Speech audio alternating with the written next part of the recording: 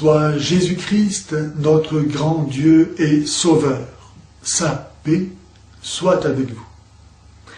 Pour éloigner des fléaux comme la guerre et obtenir la paix du monde, la Vierge Marie, en ses diverses apparitions, notamment tous les 13 du mois de mai à octobre 1917, a demandé la récitation du chapelet.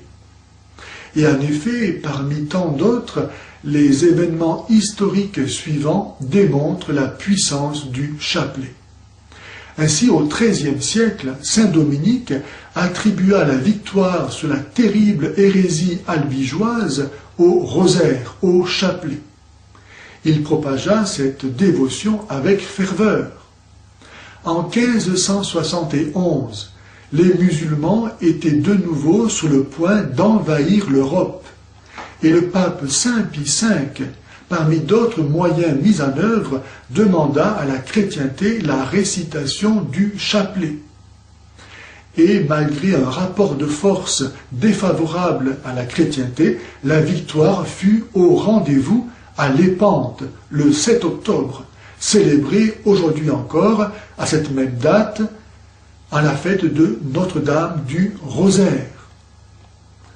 Le pape Pie XII disait au sujet de cette appellation de Notre-Dame du Rosaire qu'elle évoque sans aucun doute une grande victoire sur les infidèles, mais plus encore les conquêtes de la foi sur le mal et l'ignorance religieuse.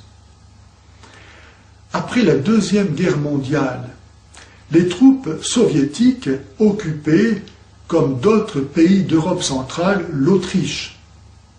C'est alors que les Autrichiens, 1 sur 10, soit 1 million de personnes, se sont mis à obéir à la demande de Notre-Dame de Fatima et à prier chaque jour le chapelet pour demander à Dieu le départ de l'URSS, qui eut lieu un 13 mai.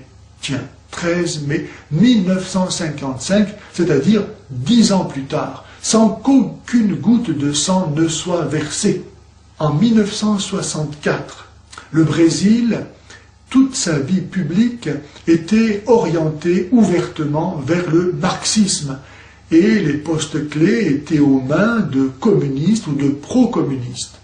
Le pays tout entier menaçait de tomber dans le communisme, doctrine condamnée par l'Église comme intrinsèquement perverse, qui fit en effet, en quelques dizaines d'années, plus de 100 millions de morts, dont 60 millions de croyants parce que croyants. Malheur que l'on aurait pu éviter si l'on avait mis en œuvre les moyens donnés pour cela par la Vierge Marie à Fatima.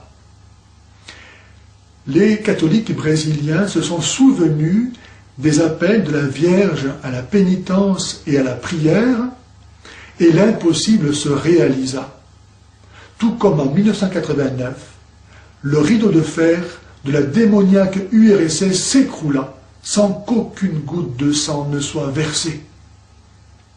Pourquoi douter qu'aujourd'hui encore, Dieu débarrassera le monde des assauts actuels de Satan et de ses complices par l'obéissance au même message de Notre-Dame de Fatima? La bienheureuse Jacinthe, l'une des 3 enfants de Fatima, disait ceci: « Demandez la paix au cœur immaculé de Marie.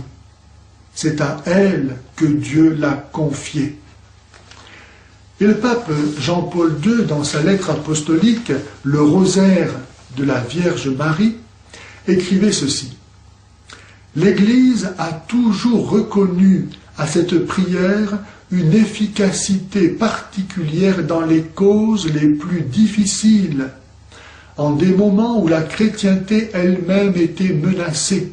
Ce fut à la force de cette prière qu'on attribua l'éloignement du danger, et la Vierge du Rosaire fut saluée comme propitiatoire du salut.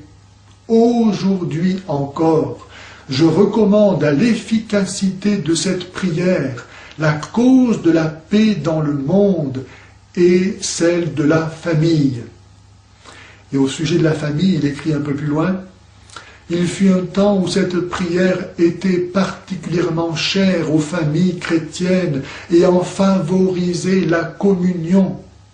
Il faut se remettre à prier en famille et à prier pour les familles en utilisant le chapelet. La famille qui est unie dans la prière reste unie.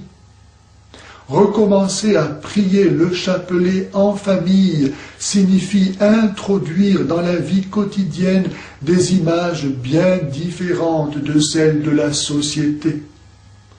La famille qui récite le chapelet reproduit un peu le climat de la maison de Nazareth, Jésus au centre, avec qui on partage joie et souffrance, à qui l'on remet besoins et projets, et de qui l'on reçoit espérance et force pour le chemin à parcourir.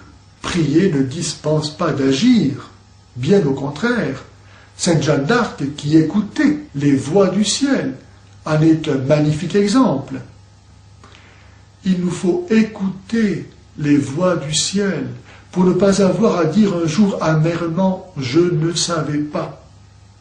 Ou bien prier la Vierge Marie de nous préserver et sauver, elle qui a reçu la mission d'écraser la tête de Satan, elle que Jésus nous a donnée pour mère, ou bien pleurer sur notre foi et notre Église abandonnée, sur nos libertés perdues, nos familles massacrées, nos biens saccagés, la France envahie et dévastée.